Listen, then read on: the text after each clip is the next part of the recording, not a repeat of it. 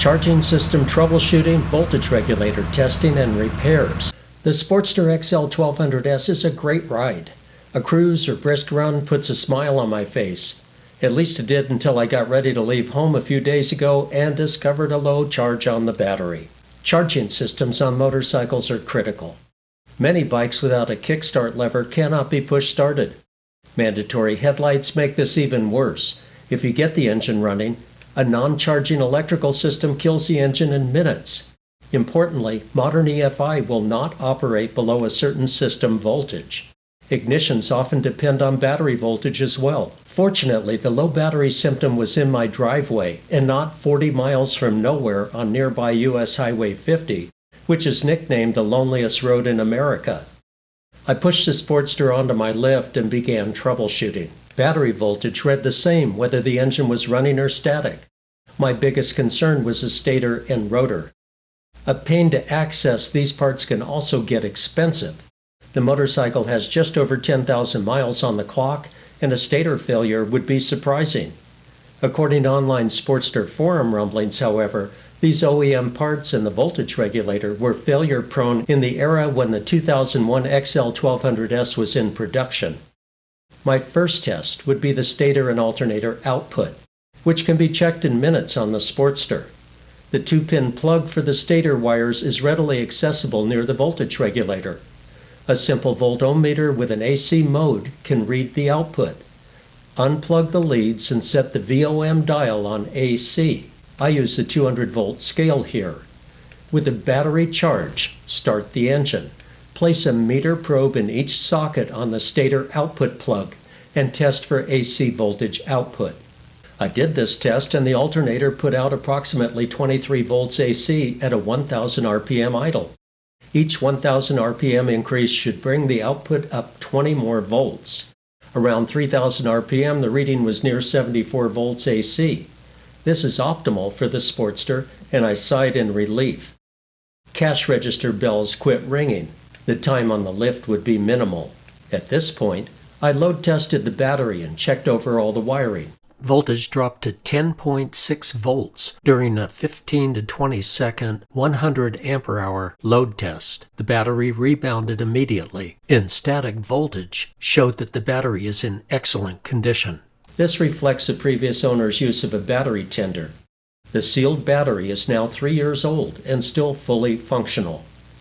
What kills a battery is startup cranking when the battery has a low state of charge.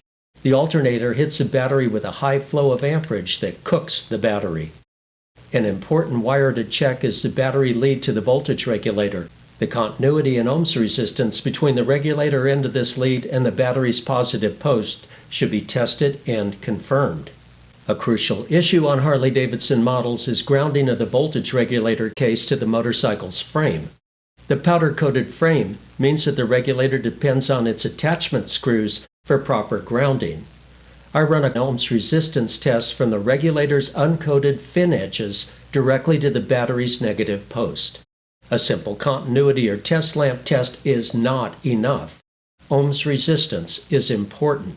Poor grounding of the regulator is a common and simpler problem on these systems. Techs go to great lengths to establish a good ground. Some add an actual ground lead like Harley-Davidson eventually did. A ground upgrade can be done after we bench test this OEM regulator. A variety of gremlins can occur in charging systems. I start with the voltage regulator. A new regulator can run from $30 for an offshore replacement to the Harley-Davidson catalog's presumably gold-plated unit for $260. In any troubleshooting scenario, especially electrical, I want a clear culprit before buying parts. A series of specific tests can confirm whether the voltage regulator is good or defective. Let's move to the workbench with the regulator.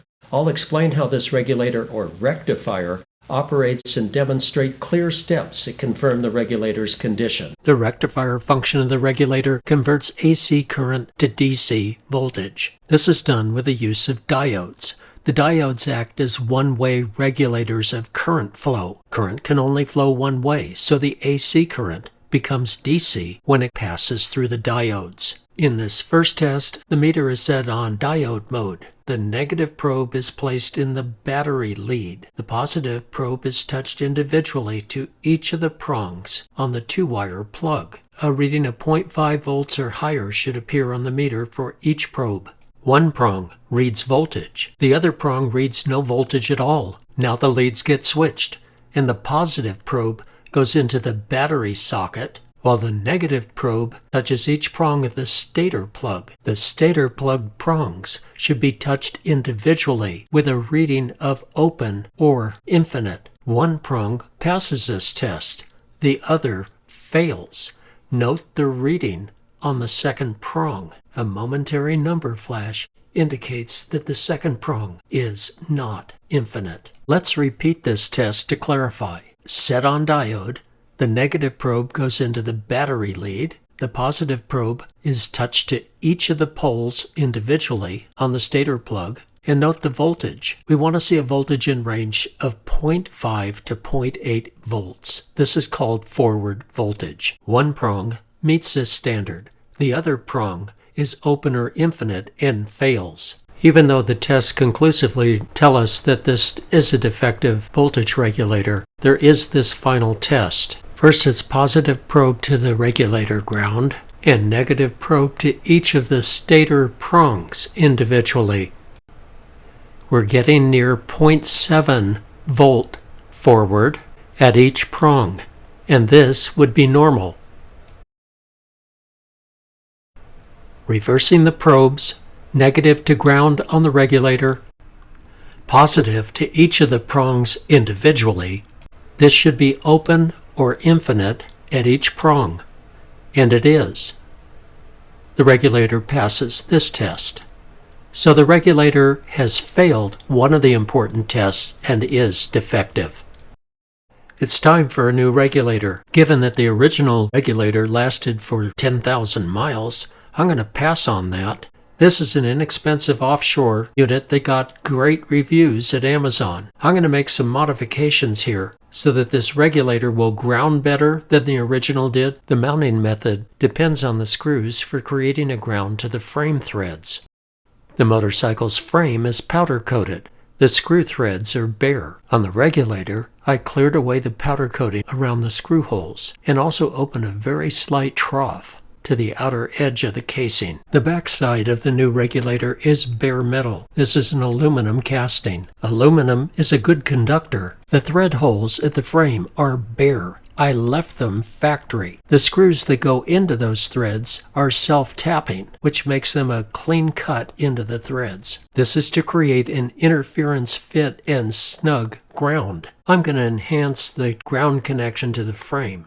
This is brass shim stock, 0.6 of an inch thick. This can be easily cut with a scissors, yet has some stamina to resist vibration and shake. I cut strips and shape them like a U. They go from the base of the regulator to the top bare area around the screw. Note that the screws are self-tapping and they contact the brass, although this still relies on the screw threads into the frame for a ground. A full contact ground at the regulator now exists. Here I form the second brass strip. There is some resistance when the screw goes in, not enough to cut through the brass, but certainly to make good contact. The screw head is thoroughly grounded to the top side of the regulator. Sandwiched between the regulator and the threads is the bottom side of this U-shaped brass strip. A strip on each end of the regulator doubles the likelihood of getting a quality ground. Brass strips at each end. The regulator is ready for installation. Be considerate of the vibration that goes on continuously with a Harley-Davidson V-twin. No tension on wires. Avoid sharp edges. Make certain that hardware is fastened properly and torqued. Plugs secure. Use dielectric grease on plugs. Route wires permanently. Use convolution tubing when necessary.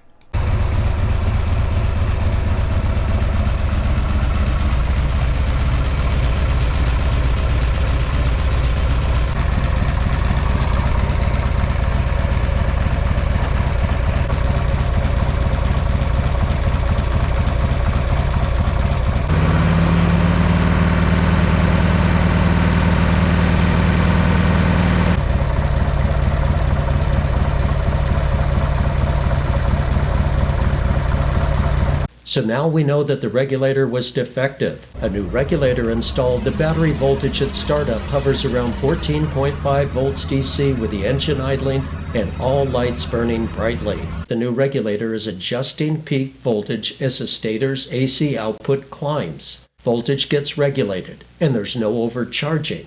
Stator output is substantial, even at an idle, and meets the factory specifications. The battery will stay fully charged. A new regulator did the trick.